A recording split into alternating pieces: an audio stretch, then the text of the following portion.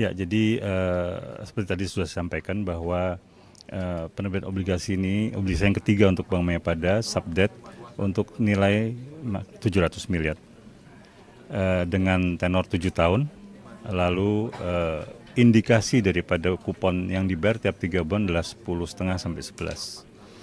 Nah, tujuan daripada penerbitan obligasi subdebt ini adalah pertama untuk tier 2 capital, jadi penambahan CAR, di samping juga untuk memperbaiki komposisi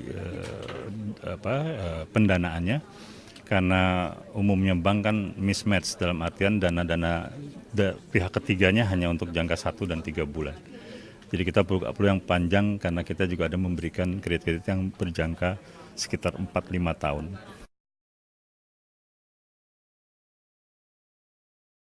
Kita ini ke bank yang bergerak di bidang retail komersial, jadi perdagangan backbone-nya. Sehingga otomatis pendanaan kita juga dari dana pihak ketiga, dari individual terutama, di samping ada korporasi beberapa.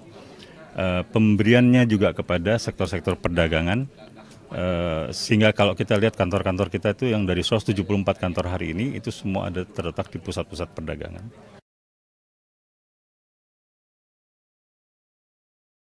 Ya, jadi tadi disebutkan bahwa capex kita tahun ini sekitar 30 miliar, antara lain adalah untuk penambahan kantor kurang lebih hanya 10 tahun ini.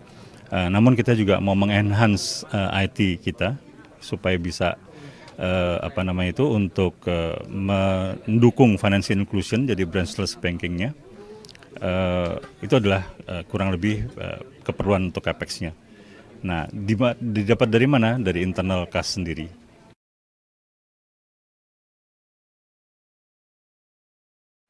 Memang biar bagaimanapun akan ada pengaruhnya, ya, dengan kenaikan BBM pasti ada inflasi, ada secara psikologis ada shock lah.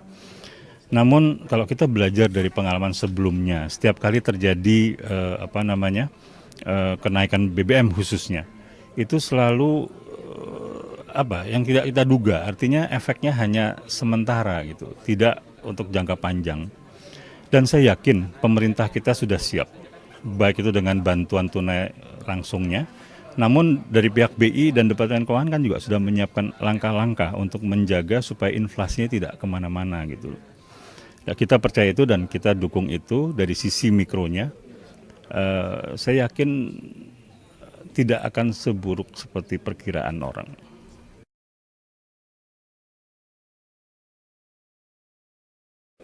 Ya, kalau NPL kita selalu jaga di bawah 2%, seperti sekarang ini sekitar 1,5%. Lalu untuk istilahnya kalau growth daripada aset kan sekitar 30-an% tadi.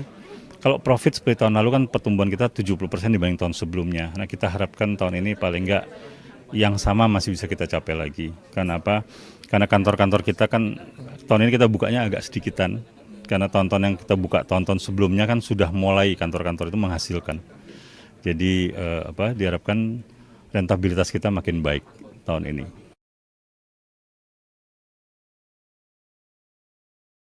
Tiga kota dan selebihnya itu kita buka di daerah di kabupaten lah untuk mikronya. Kota-kotanya saya nggak ingat semuanya. Satu ada di Sumatera, dua lagi ada di Jakarta dan di Jawa Tengah. Itu untuk yang di luar kota Jakarta. Tapi yang 7 itu mengikut kepada yang sudah existing sekarang ada, karena statusnya cabang pembantu.